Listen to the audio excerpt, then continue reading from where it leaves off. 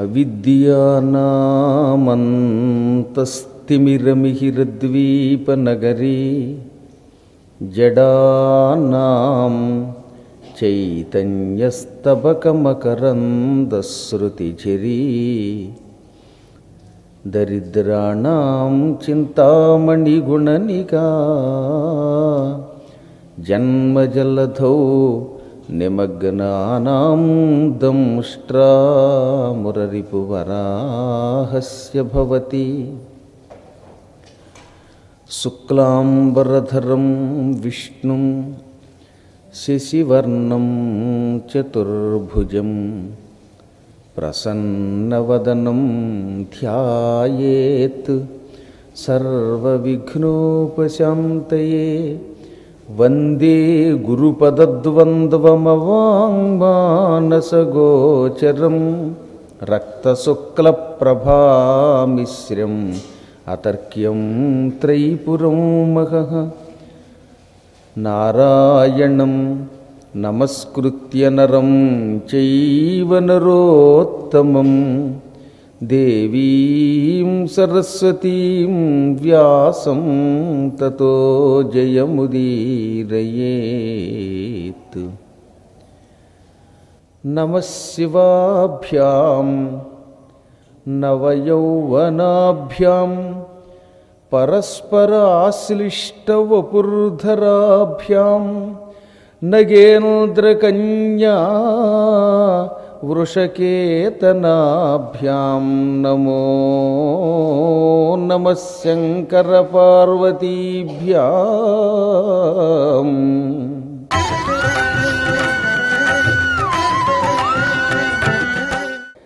భర్తృహరి చాలా గొప్ప జ్ఞాని. తెలివైన వాళ్ళల్లో భట్టి లాంటి వాడు లేడు. విక్రమార్కుడు గొప్ప బుద్ధిమంతుడు, కానీ ఆయన కంటే ఇంకా బుద్ధిమంతుడు భట్టి. అన్నగారు సాహసవంతుడు, తమ్ముడి దగ్గర తెలివితేటలు ఎక్కువ. ఇద్దరూ తెలివైన వాళ్ళు సాహసవంతులైనా ఒక్కొక్కడి దగ్గర ఒక్కొక్క లక్షణం ఎక్కువ ఉంటుంది.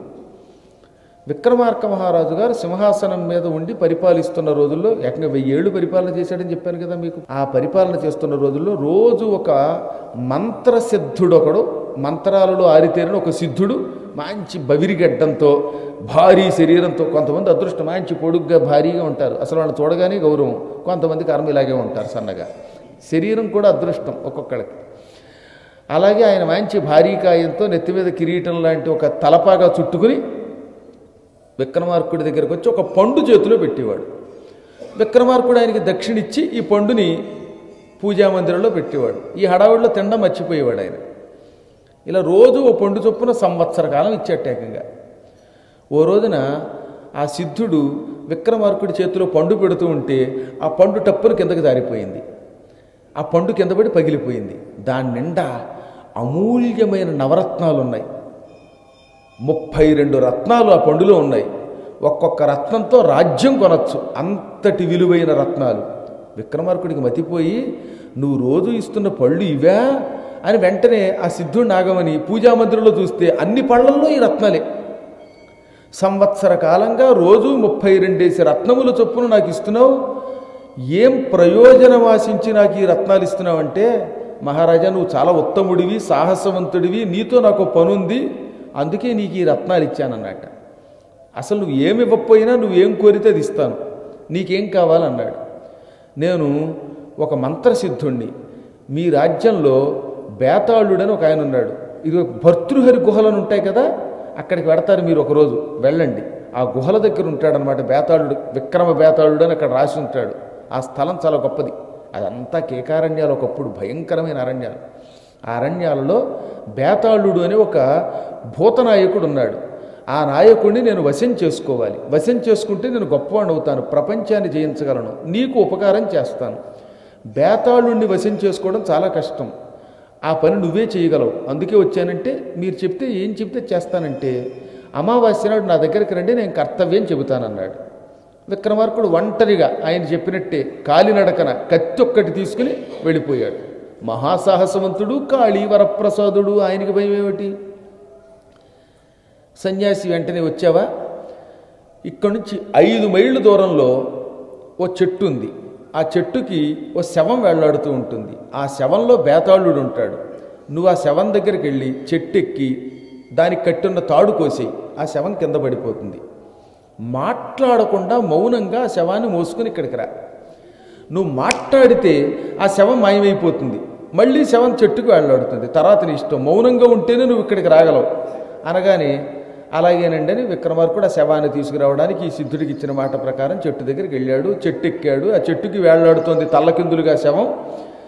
తాడు కోశాడు, శవం ఢామ్మని కింద పడింది. బాబోయ్ అంది శవం. మాట్లాడితే పారిపోతుందని చెప్పాడుగా సిద్ధుడు, అందుకే మాట్లాడకుండా మౌనంగా దిగొచ్చి ఆ శవాన్ని భుజం మీద వేసుకున్నాడు. శవం దగ్గరికి రాత్రిపూట వెళ్ళడమే భయం కొందరికి. ఒకవేళ శవం కింద పడి బాబోయ్ అని ఎగిరి గంతులేస్తూ ఉంటే ఇంకోటి ఎవరికైనా అయితే గుండెకి తెచ్చిపోతాడు. చీకట్లో బయటికి వెళ్ళమంటే ఒక్కడి కదలడు, ఇంతమంది పండితులు ఉన్నారు కానీ. అంటే అందరికీ భయమే చీకటి అంటే. ఇంకా శవాన్ని తీసుకురమ్మంటే ఎవడు తీసుకొస్తాడు? ఆయన మహాత్ముడు ఆ శవాన్ని ఎలాగా భయపడకుండా భుజం మీద వేసుకొస్తుంటే ఆ శవంలో ఉన్న బేతాళుడు, నేను నీకు కథ చెబుతాను, ఆ కథ విన్నాక ఆ కథలో నీకు ప్రశ్న వేస్తాను, ఆ ప్రశ్నకి జవాబు తెలిసి కూడా చెప్పకపోతే నీ తల ముక్కలైపోతుంది, 1000 చెక్కలైపోతుంది అనేది మనం కల్పించుకున్నాం. ముక్కలైపోతుందని మాత్రమే ఉంది సంస్కృతంలో. ఇక మన వాళ్ళు నోట్లో పడిందిగా 1000 చెక్కలు, ఇంకా 1,00,000 అవ్వలేదు. ఇక దొరికిందంటే సందు 1000, 1,00,000, 100, ఇక అక్కడ ఏం ప్రమాణం ఉండదన్నమాట. మొత్తమే నీ తల ముక్కలైపోతున్నాను. కానీ విక్రమార్కుడు మౌనంగా విన్నాడు, మాట్లాడలేదు. మళ్ళీ అంటే వాడు మాయమైపోతాడు. వాడు ఒక కథ చెప్పాడు. ఆ కథ విన్నాక ఆ కథలో ప్రశ్న వేశాడు. దానికి సమాధానం విక్రమార్కుడికి తెలుసున్నాక చెప్పకపోతే తల పగిలిపోతుంది, చెబితే వీడు మాయమైపోతాడు. ఇది పెద్ద గొడవ. సరే తప్పదు కనుక సమాధానం చెప్పాడు. చెప్పగానే మళ్ళీ శవం వెళ్ళి చెట్టుకు వెళ్ళాడింది.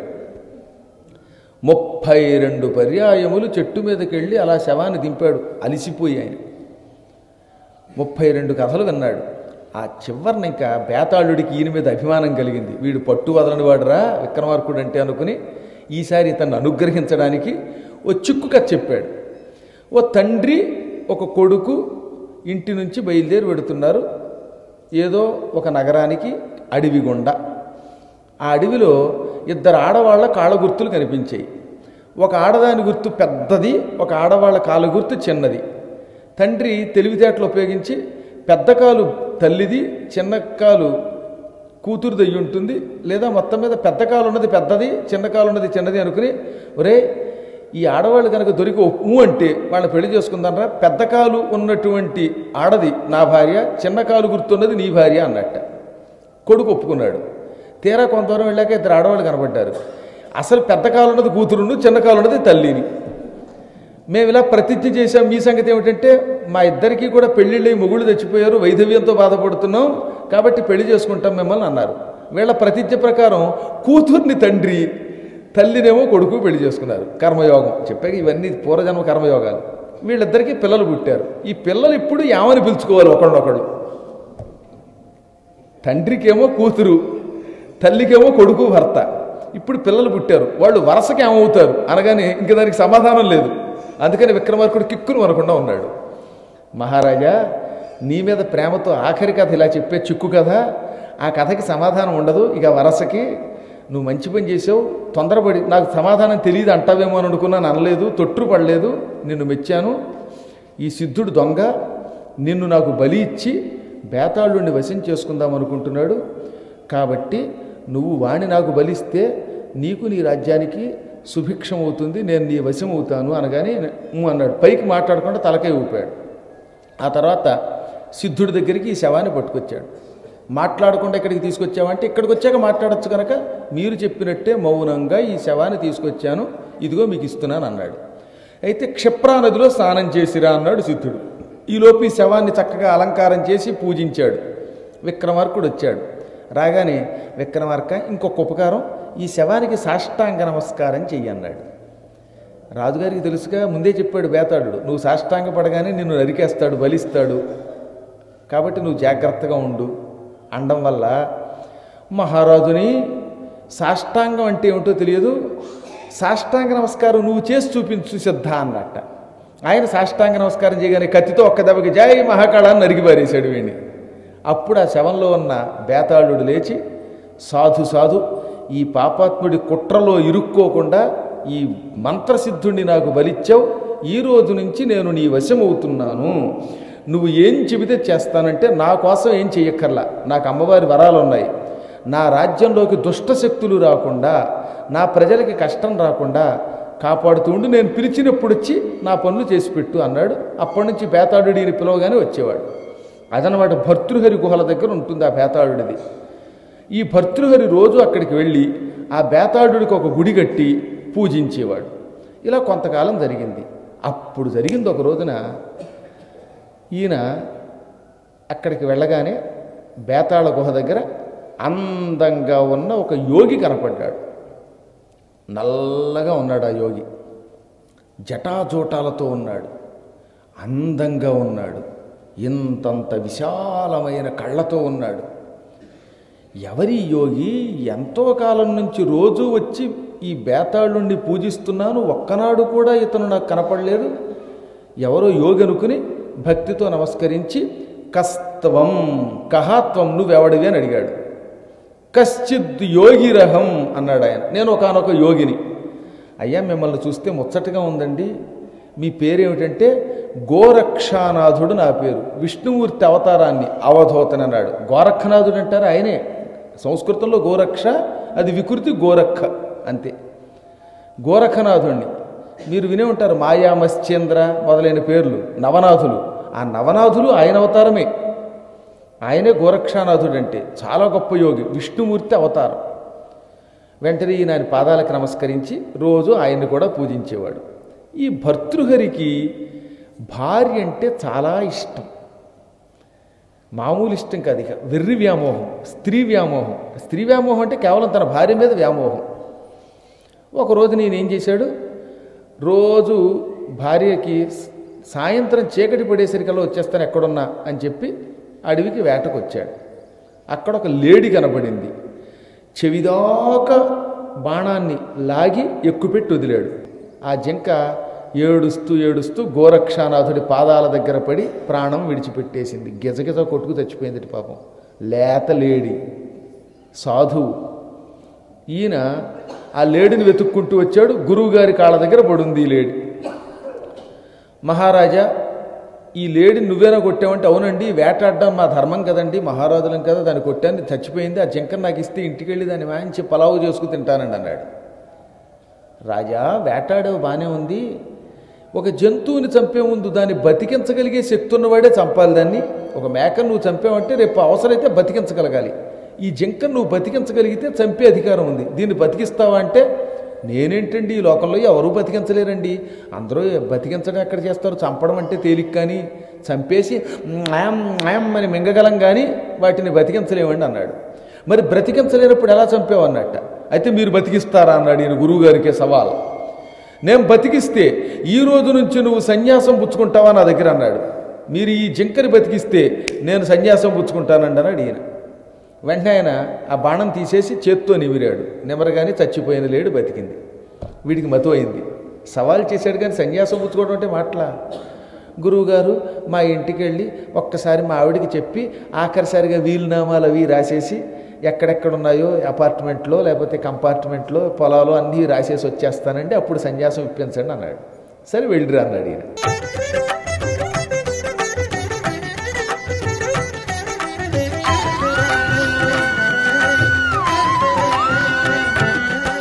ఈయన ఇంటికి వచ్చాడు. ఆయన భార్య పేరు హింగళాదేవి. చాలా అందంగా ఉండేది, అపూర్వ సౌందర్య రాశి. దగ్గరికి వెళ్ళి హింగళ అన్నాడు. ఆవిడ ఏమండి అంది. ఆ మొహం చూడగానే ఈయనకి గురువుగారు సన్యాసం అన్నీ ఎగిరిపోయాయి. అసలు మర్చిపోయాడు, సన్యాసం పుచ్చుకుంటాననే మాట మర్చిపోయాడు. చాలామంది అంతే. ఇక్కడ పురాణం విన్నంతసేపు అబ్బా ఇంకెప్పుడు గురువుగారితో తీర్థయాత్రలకు వెళ్ళిపోవాలి, పురాణాలు వినాలనిపిస్తుంది. ఒక్కసారి నేను స్వస్తి అన్నంతో దులుపుకున్నాక టీ ఎక్కడ దొరుకుతుంది, అదో టీ దాని మీదకి వెళ్ళిపోతుంది. ఇదే మాయ. పదే పదే ఇందులో శివమాయ విమోహిత ఎన్నిసార్లు చెప్పాడండి శివమాయ. ఇంక ఈ రోజు నుంచి బుద్ధిగా ఉందాం, సెల్ ఫోన్ తెచ్చుకోవద్దు, పురాణాలు విందాం, జ్ఞానంతో బతుకుదాం అనుకున్న వాళ్ళు కూడా మరి ఏమిటో తెలియదు కానీ హాలు దాటి బయటికి వెళ్ళాడంటే ఎక్కడ లేని కబుర్లు వచ్చేస్తాయన్నమాట. వాడిలాంటి వాట, వీడిలాంటి వాట, ఆ అమ్మాయి పుల్లమ్మట, ఈ అమ్మాయి ఎల్లమ్మట, ఈ కబుర్లు తప్ప మంచి కబుర్లు రావు. అంటే మీలాంటి జ్ఞానుల గురించి చెప్పట్లా, అమ్మ మీలాంటి వాళ్ళ గురించి చెబితే పాపం కదటండి, మీరు మహాత్ములండి అలా అనుకునే వాళ్ళ గురించి చెప్పాను నేను. మొత్తం మీద ఏది ఏమైనా మహామాయ. లేకపోతే గురువుగారి దగ్గర సన్యాసం పుచ్చుకుంటానన్నవాడు భార్య మొహం చూడగానే అన్నీ మర్చిపోయాడు. ఏమండి ఏదో చెబుదాం అనుకున్నారంటే మర్చిపోయానన్నట్ట. 3 నెలలయ్యింది, 4 నెలలయ్యింది, 6 నెలలయ్యింది, సన్యాసం పుచ్చుకుంటానన్నవాడు సన్యాసం కాదు కదా, కనీసం సన్నాసం కూడా పుచ్చుకోలేదేమిట్రా అనుకుని గురువుగారు మర్చిపోయావా శిష్య అని ఒక దూత ద్వారా కబురు పెట్టాడు. దాంతో వీడికి బెంగ వచ్చేసింది. ఏం చేయాలో అర్థం కాలేదు. సరే తప్పదు కదా, ఏడుస్తూ గురువుగారి దగ్గర బయలుదేరాడు. దారిలో భయంకర కేకారణ్యం.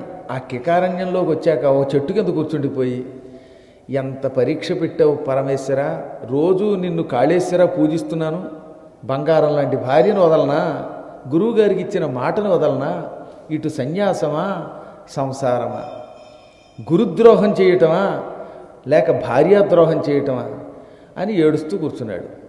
సరే చివరికి ఏమైతేదేంది, గురువుగారి దగ్గరికి వెళ్ళి గురువుగారు నా వల్ల కాదని చెప్పేస్తాం, అబద్ధం ఆడడం పెద్ద కష్టమేముంది, ఇప్పుడు మాట ఇచ్చేం కదా, మాటకేముంది, వ్యధవనాలికే ఇలా అంటే తిరిగిపోతుంది అనుకుని నేను ఇంక రానని చెప్పేద్దామని గురువుగారి దగ్గరికి దృఢంగా నిశ్చయించుకుని వెళ్ళిపోయాడు. గురువుగారి దగ్గరికి వెళ్ళి, గురువుగారు నన్ను క్షమించండి, ఏదో పొరపాటు మాట ఇచ్చేశాను, నేను నిలబెట్టుకోలేను, నా భార్య మొహం విడిచిపెట్టి ఇక్కడికి రాలేను, నేను సన్యాసం పుచ్చుకోలేను, ఆ సన్యాసం ఏదో మీరే పుచ్చేసుకున్నారు కదా, నా బదులు కూడా మీరే జపం చేయండి అన్నాడు.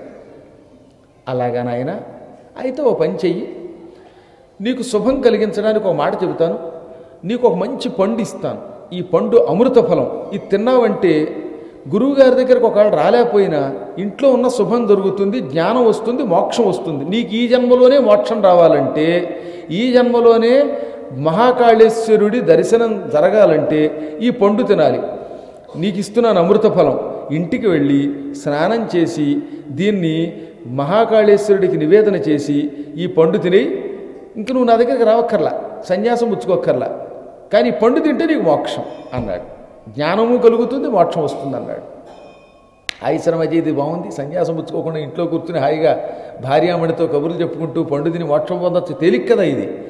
గురువుగారు నమస్కారం, మీలా ఉండాలండి గురువులు, దిక్కుమాల గురువులు ఎందుకు వచ్చింది సన్యాసం సన్యాసం అంటారు అని గురువుగారి దగ్గర ధన్యవాదాలు చెప్పి ఈ పండు పుచ్చుకుని ఇంటికి వచ్చాడు. ఇంటికి రాగానే ఉజ్జయిని మహాకాళేశ్వరుడికి నైవేద్యం పెట్టి తిందాం అనుకున్న సమయానికి ఎదురుగుండా భార్య కనపడింది. ఈయనకి భార్య అంటే పెచ్చని చెప్పాగా, నాకు మోక్షం వస్తే ఉపయోగం ఉంది, నన్ను నమ్ముకుంది నా సౌందర్యవతి నా పెళ్ళం, నా భార్యకు మోక్షం వస్తే బాగుంటుంది అనుకుని, ఇదిగో భార్యామణి హింగళాదేవి ఇలా రా అన్నాడు. వచ్చింది. నేను నరకానికి పోయినా పర్వాలేదు, నువ్వు మోక్షం పొందితే చాలు. ఎంత వ్యామోహం, పెళ్ళాం మాటలా, పెళ్ళాం అంటే కళ్ళెం అన్నారు కొంతమందికి, కొంతమంది కర్మ అనుకోండి ఎప్పుడు తిడుతూనే ఉంటారు, యాత్రకు వచ్చినా సరే చూస్తూనే ఉంటాం కదా మనం, ఏమే దిక్కుమాలిందని అలా తిట్టినవాడు తిట్టినట్టే ఉంటారు, వాళ్ళో రచించి జాతి. ఈయన కొంచెం భార్యా వ్యామోహం, అందుకని ఈ పండు నువ్వు తిను నీకు కైవల్యం వస్తుంది అన్నాడు. అలాగేనండి అంది ఆవిడ. ఈయన ఇంటికి వెళ్ళి పడుకున్నాడు, గదిలోకి వెళ్ళి పడుకున్నాడు. ఏమండి వాళ్ళంతా రాత్రి ఉపవాసం ఉండి పొద్దున్నే తింటానండి అంటే అన్నాడు. ఈవిడ భర్త నిద్రపోయాక ఆ బయట గడియ పెట్టి, నిజానికి ఆవిడ పతివ్రత కాదు, భర్తృహరికి ఆవిడంటే ఎంత ఇష్టమో ఈవిడికి ఈయన రథం నడిపే సారథి అంటే ప్రేమ. రహస్యంగా ఈయనకి మత్తుమంది పెట్టి ఆయనతో తిరిగేది. ఈ పిచ్చాడికి తెలియదు. ఈవిడేం చేసింది, నాకు మోక్షం రాకపోయినా పర్వాలా, నన్ను ఎంతో ఆనంద పెడుతున్న మా రథసారథికి మోక్షం వస్తే బాగుంటుందని అర్ధరాత్రి వేళ ఈ పండు పుచ్చుకు వెళ్ళి రథసారథి దగ్గరికి వెళ్ళింది. సారథిని పిలిచి, ఒరే ఒరే ఈ పండు తింటే మోక్షం, నువ్వు పాపం చేస్తున్నావు, రోజు మహారాజు గారి భార్యతోటి తిరగడం అంటే మహాపాపం, ఆ పాపానికి ప్రాయశ్చిత్తంగా ఈ పండు తింటే మోక్షం వస్తుంది, మా ఆయనకి తెలియకూడదు, రహస్యంగా తినే అని చేతిలో పెట్టి ఇంటికి వెళ్ళిపోయింది. అలాగేనన్నాడు. వీడేం చేశాడు, ఈ రాజుగారి ఆస్థాన నర్తకు ఒక ఆవిడంది వేశ్య, ఆవిడతో వ్యామోహం వీడికి. పరుగు పరుగురు అక్కడికి వెళ్ళి ఆ వేశ్య చేతిలో పెట్టి, నర్తకి నర్తకి నువ్వు వేశ్యావృత్తితో బతుకుతున్నావు, నీకు నరకం వస్తుందని నా భయం, ఈ పండు తింటే నీకు మోక్షం వస్తుంది, నాకు మోక్షం రాపోయినా పర్వాలేదు, ఎవడివాడికి పక్కవాడికి మోక్షం వస్తే చాలు, మనం ఏమైపోయినా పర్వాలేదు అని కొంతమందికి అలా ఉండేదిలేండి, అందుకని నువ్వు తినేయి అన్నాడు. ఆవిడ ఆ పండు తీసుకుని దాచి, అలాగేనని ఈవిడికి రాజుగారంటే ఇష్టం, భర్తృహరంటే ఆయనంటే ప్రాణం. మర్నాడు తన దగ్గరికి భర్తృహరి రాగానే నృత్యం అయ్యాక మహారాజా మీరు నన్ను పోషిస్తున్నారు, మీకు నేనంటే ప్రాణం, మీకు మోక్షం ఇవ్వాలని నా కోరిక అంటే ఆయన తెల్లబోయి నాకు మోక్షం ఇస్తామంటే నాకు పండు వచ్చిందండి, ఆ పండు మీరు తింటే మీకు మోక్షం వస్తుందండి, నా పండు ఆయన చేతిలో పెట్టింది. ఇప్పుడు అర్థమైందా యోగం అంటే? ఈ రాజుగారు బుర్ర పీకేసుకున్నాడు, జుట్టు మతిపోయింది. ఈ పండు ఇక్కడ ఎలా వచ్చింది ఈవిడ దగ్గరకని? ఇదో నర్తకి, నీకు నేనంటే ప్రాణం, అందుకు అడుగుతున్నాను, నిజం చెప్పి ఈ పండు నీకు ఎలా వచ్చిందని అడిగాడు. మహారాజా మీ దగ్గర అబద్ధం ఎందుకు, మీ రథసారథికి నేనంటే వ్యామోహం వాడిచ్చాడండి. అసలు ఈ సారథికి ఎలా వచ్చింది అనుకునేనా? ఒరే సారథి, నాకన్నీ తెలుసు, నిజం చెబుతావా లేదా, ఈ పండు నీకు ఎలా వచ్చిందన్నాడు. మహారాజా నన్ను క్షమించండి, చేసిన తప్పు చెబితే పోతుందంటారు, మీ ఆవిడికి నాకు ఒక రకమైన విచిత్ర సంబంధం అండి, ఇంకా ఆ మాట నోటితో అనలేనండి, ఆవిడ నాకు ఇచ్చిందండి మోక్షానికి. భార్యని పిలిచి ఇది నిజమేనా అన్నాడు. మహారాజా సిగ్గుపడుతున్నాను, నిజమేనండి అంది. ఛీ, ఇటువంటి వ్యామోహంతో నేను మోక్షానికి దూరమై గురువుగారు సన్యాసం పుచ్చుకోమంటే సన్యాసం పుచ్చుకోకుండా ఇక్కడ ఈ భార్యా వ్యామోహంలో పడ్డాను. ఇప్పుడు అర్థమైంది, ఓరి పిచ్చి పీనుగా అసలు జీవిత రహస్యం ఇదిరా అని చెప్పడానికి మా గురువుగారు ఆడిన నాటకం ఇది అనుకుని, ఈ పండే ముప్పతి ఇదంతా బయటకు వస్తుందా మరి? వెంటనే ఈ పండు తినేస్తానే పరుగు పరుగును గురువుగారి దగ్గరికి వెళ్ళిపోయాడు. అప్పుడు అన్నాడు గురువు, ఈ సృష్టి రహస్యం ఇదేరా, నువ్వు దేని మీద వ్యామోహం చెందుతావో ఆ వ్యామోహ వస్తువుకి నీ మీద వ్యామోహం ఉండదు. నీకు శరీరం మీద వ్యామోహం అనుకో, శరీరానికి నీ మీద వ్యామోహం ఉండదు. కాలం రాగానే ఈ శరీరమే మనమే. చాలామందికి తెలియక ఇక్కడ కూర్చొని అస్తమాట ఇంటికి ఫోన్ అనమాట, గొట్టం, ఏమే ఎలా ఉన్నవే, పెద్దాడు ఎలా ఉన్నాడు, చిన్నాడు ఎలా ఉన్నాడు, స్కూల్కి వెళ్తున్నాడా, తమ్ముడు ఏం చేస్తున్నాడు, మరదలు ఏం చేస్తుంది, నాన్న ఏం చేస్తున్నాడు, అమ్మ ఏం చేస్తుంది, పొద్దున్నది సాయంకాలం దగ్గర పిచ్చి ఫోన్లు. పిచ్చాళ్ళకి తెలియదు ఇదే వ్యామోహం అంటే, సృష్టి రహస్యం అంటే. అందరికీ ఇలాగే ఉంటాయని కాదు, లేనిపోని గొడవ. ఒక్కొక్క వ్యక్తికి జీవితం ఒక్కొక్క విచిత్రం. ఈ దౌర్భాగ్యపు లౌకిక వ్యామోహములలో పడి కొట్టుమిట్టాడి రాబోయేటటువంటి మృత్యువుని గ్రహించలేకపోతున్నాడు. ఆయుక్షీణం నజానాతి తస్మాత్ జాగ్రత్త జాగ్రత్త. రోజు రోజుకి ఆయువు క్షీణిస్తోంది, అది తెలియక ఇల్లాలని పడిపోతున్నాడు ఈ పిచ్చివాడు అని గ్రహించి, ఇంకా అన్నిటికీ దూరంగా ఉండడానికి నీకు అసలు రహస్యం తెలియజేయడానికి ఈ పండిత్యాన్రా, ఇప్పుడు సన్యాసం పుచ్చుకున్నాడు. అప్పుడు భర్తృహరి సన్యాసం పుచ్చుకొని వైరాగ్యం వచ్చింది. మూర్ఖత్వం అంటే ఏమిటో తెలిసింది. తాను మూర్ఖుడు ఇంతకాలం. భార్యా వ్యామోహం అనే మూర్ఖత్వం, భార్యకి అదొక మూర్ఖత్వం, సారథికి ఇంకో మూర్ఖత్వం, వేశ్యకి మరో మూర్ఖత్వం. సృష్టంతా మూర్ఖత్వమే. మూర్ఖత్వానికి మందు లేదు. వైరాగ్యం అంటే ఎలా ఉంటుంది, సుజనుడి పద్ధతి ఎలా ఉంటుంది, ఇవన్నీ 3 శతకములుగా 300 శ్లోకాల్లో రాశాడు. అవే భర్తృహరి సుభాషితములు. మీ అందరికీ ఇంచుమించుగా చిన్నప్పుడు ఈ భర్తృహరి సుభాషితాలు తెలుసు. సంస్కృతంలో ఆయన రాశాడు, తెలుగులో ఏనుగు లక్ష్మణ కవి అనువాదం చేశాడు. ఎక్కువగా మూర్ఖుడి గురించి మూర్ఖస్య నాస్త్యౌషధం అంటాడు ఆయన. మూర్ఖుడికి ఆ మందు లేదట, అన్నిటికీ మందులు ఉన్నాయన్నమాట. శక్యో వారయితుం జలేన హుతభుక్కు గౌ దండేన గౌర్గర్దభ. బాగా ఓ చోట నిప్పుగుండం వచ్చింది. ఆ అగ్నిని చల్లార్చాలంటే ఏం చేయాలి? నీళ్లు పొయ్యాలి. శక్యో వారయితుం జలేన హుతభుక్. హుతభుక్ అంటే అగ్ని. అగ్నిని నీళ్లు పోస్తే చల్లారతాడు. అంటే అగ్నికి ఒక మందు ఉంది, నీరు. ఒక ఎద్దు, ఒక గాడిద మన మాట వినకుండా పరిగెడితే కర్ర పెట్టో దెబ్బ కొట్టండి, దారిలోకి వచ్చేస్తాయి. దండతాడనాలతో అవి దారిలోకి వస్తాయి. నాగేంద్రో నిశితాంకుశ సమదో. భయంకరమైన మదపుటేనుగు కట్లు తెంచుకుని వీధుల్లోకి ఎడుతూ ఉంటే అంకుశంతో పొడిస్తే చాలు, అది దారిలోకి వస్తుంది. పాము విషం కమ్మితే ఆ విషానికి మంత్రం ఉంది, మంత్రంతో విషాన్ని అరికట్టచ్చు. ఓ బాగా ఎండ ఉందనుకుందాం, ఆ ఎండలో నుంచి తప్పించుకోవడానికి గొడుగు వేసుకుంటే ఈ ఎండలోంచి బయటపడచ్చు. అసలు గొడుగుకి అసలు పేరు ఆతపత్రము అని. ఆతపాత్ త్రాయతే ఇది ఆతపత్రహ అని. ఎండ నుంచి రక్షిస్తుంది కనుక దానికి ఆతపత్రము అని పేరు. గొడుగు పూర్వం ఎండగా వాడేవారు, ఇప్పుడు వర్షానికి కూడా వాడుతున్నాం. కానీ వర్షంలో పెద్దగా బయట తిరిగేవారు కాదు. ఎండ వచ్చినప్పుడు ఎండ నెత్తి మీద పడకుండా ఎండ కిరణాలు డైరెక్ట్గా పడితే చర్మం పాడైపోతుందని గొడుగు వేసుకునేవారు అన్నమాట. అలా ఎండని కూడా గొడుగు ద్వారా వారించవచ్చు. ఇలా అన్నిటికీ ఉన్నాయండి. కానీ మూర్ఖస్య నాస్త్యౌషధం, మూర్ఖుడికి మాత్రం మందు లేదు. మూర్ఖత్వం మాన్సలేం మనం. అలాంటి శతకం రాశాడు. అన్నిటికంటే గొప్ప జ్ఞానాన్ని వైరాగ్య శతకంలో రాశాడు. మన అందరం జీవితంలో ఏదో ఒక భయం పొందుతూనే ఉంటాడట. ప్రతి వస్తువు మనకి భయమే, భయం లేనిది వైరాగ్యము అన్నాడు. అది చాలా గొప్పగా చెప్పాడు. అక్కడ బలం ఉంది, ఒకటి కీర్తి ఉంది, లేదా ఇంకోటి ఏదో ఐశ్వర్యం ఉంది, అన్నీ ఉన్నాయి. వాటన్నిటికీ ఏదో ఒక భయం ఉంది. కానీ భయం లేనిది ఏదైనా ఉందంటే వైరాగ్యమేవా భయం. ఒక్క వైరాగ్యానికే భయం లేదు పొమ్మన్నాడు ఆయన.